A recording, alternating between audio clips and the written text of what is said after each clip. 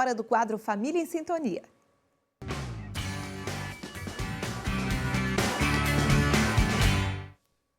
Momento de deixar a fralda, gente, é uma etapa importante para toda criança e também para toda a família.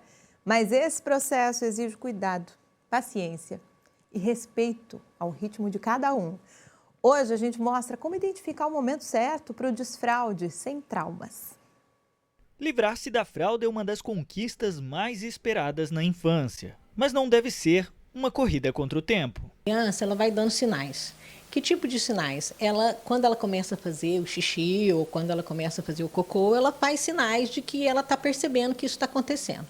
E é muito importante que os pais nomeiem.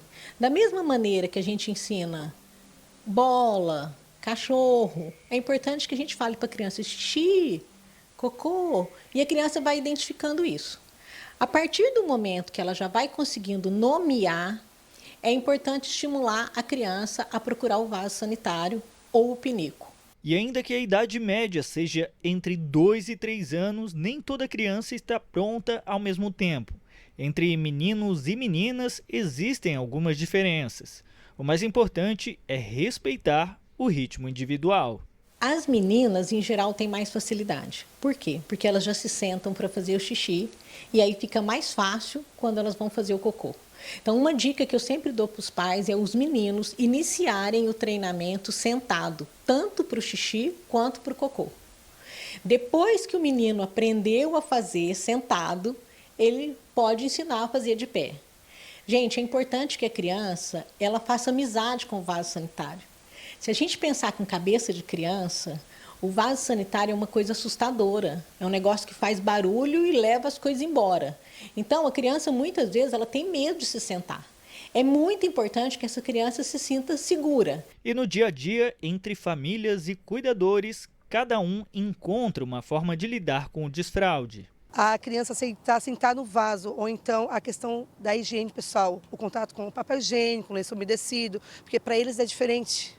Daí foi mais difícil essa questão da aceitação da higiene pessoal mesmo. Tem que ser participação de todos, né?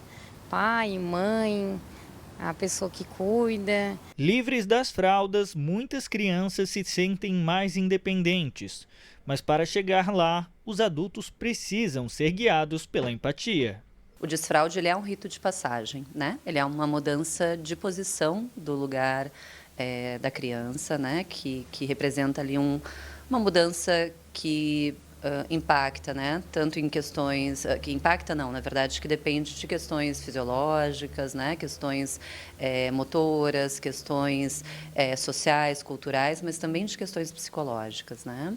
O fato é que cada família encontra o seu jeito e não existe um modelo certo. O importante é entender que desfraude não é uma tarefa, é uma conquista. E assim como na vida adulta, na infância, cada conquista também tem seu tempo. Legal, é importante a gente parar para refletir sobre esses momentos, passos da infância. Quem está com a gente entende tudo do assunto. Doutora Thalita Tonin, bem-vinda ao SC no Ar. Olá, pessoal de Santa Catarina, estamos aqui para falar de desfraude. Hoje as famílias reunidas, vai ser ótimo. É feriado, né? Uhum. Estamos ao vivo com informação para você que é pai e mãe. Para começar, doutora, como é que os pais podem saber se chegou a hora realmente de iniciar o desfraude? Existem sinais mais claros assim?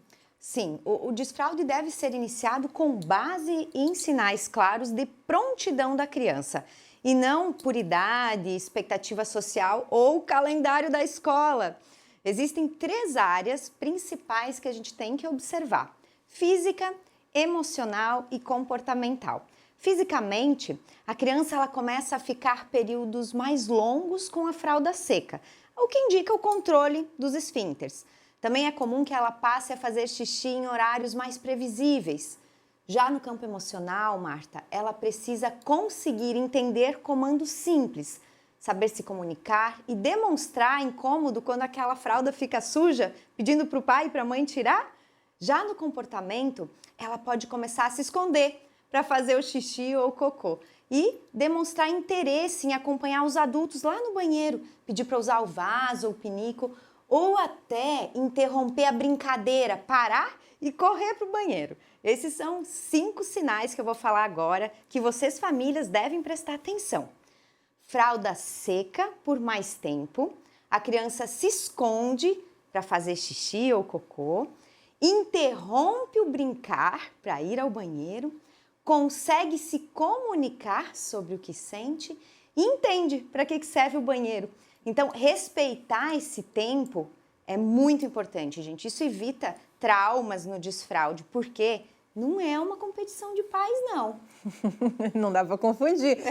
E existe uma hora certa, doutora? Começa pelo dia, começa pela noite? E como lidar com os escapes, que também vão acontecer nesse processo? Vão acontecer, vão mesmo. Geralmente, o desfraude diurno, ele vem antes do noturno. E isso tem até uma explicação científica. Durante o dia, a criança ela está acordada, mais ativa, e o seu cérebro consegue perceber o estímulo da bexiga cheia e responder mais em tempo. Já o controle noturno, ele depende de uma produção hormonal e também de amadurecimento neurológico mais complexo, que pode levar aí até meses ou anos após o desfraude diurno já ter se consolidado. Então, por isso é totalmente normal que a criança já não use fralda de dia, mas de noite precisa sim ainda colocar a fralda. Isso não deve ser tratado como um retrocesso, mas como parte do processo. E sobre os escapes, eles também fazem parte do aprendizado. Esperar que a criança já acerte de primeira todas no primeiro dia, não ter escape, é uma expectativa irreal. O importante é que os pais e cuidadores têm que reagir com calma, com acolhimento e evitar aquela bronca ou constrangimento quando acontece. Agora, qual é o papel da escola, então, no desfraude, né? Os pais devem esperar, por exemplo, a escola começar ou tomam iniciativa em casa mesmo? É delicado. O desfraude ele é uma experiência íntima, emocional e fisiológica. Então, por isso, precisa começar em casa sim, com segurança, com rotina, conversa, compreensão ali afetiva dos pais. O papel da escola, ele é complementar, ele é de apoio.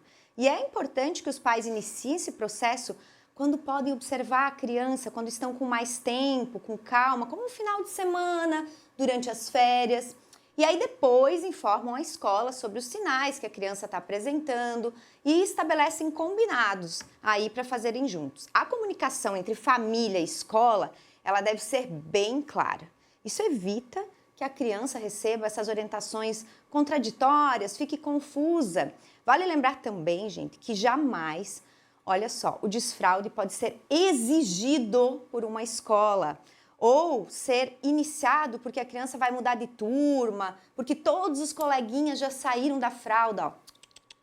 Cada criança tem seu tempo e o desfraude ele deve ser observado dentro dos marcos norteadores do desenvolvimento infantil. Marta, eu acompanho muitas famílias aí com as minhas mentorias nesse momento tão delicado, porque o manejo emocional dos pais ele faz muita diferença mesmo em como esse desfraude acontece. Sempre tem mais informações também lá no meu @Thali_positivacão. Espero vocês. A gente adora te acompanhar. Doutora Thalita Tonin, que volta daqui a 15 dias, daqui a 2 semanas, no quadro Família em Sintonia, sempre com um tema importante para as famílias, né? Volto sim. Até lá, gente. Até lá, doutora. Bom feriado.